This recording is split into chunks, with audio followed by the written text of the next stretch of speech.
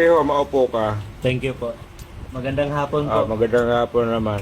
Ikaw si Roger. Opo. So ikaw yung manliligaw ng anak ko? Opo. Taga saan ka naman iho?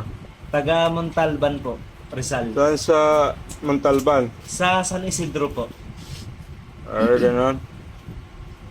So ikaw pala yung manliligaw. Kung sakali ba, sagutin ka ng anak ko, kaya mo na buhayin yan ako? Ano ba trabaho mo? Opo. Seaman po. Oh, ganon? Seaman ka pala? Kasi, timpla lang kape dyan. Samahan mo na rin ng tinapay. Ito palang manliligaw mo seaman pala ito So, iho, nakabakasin ka pala ngayon. Kasi every 6 months yun, di ba? po. Magbababa kayo? Nakadepende po. Anong nakadepende?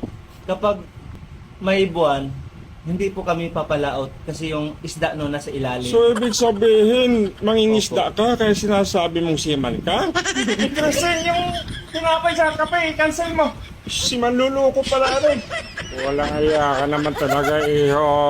Kaya pala, iho, sinasabi mo kapag may buwan. Parang yung noo mo, parang buwan, sobrang liwanag.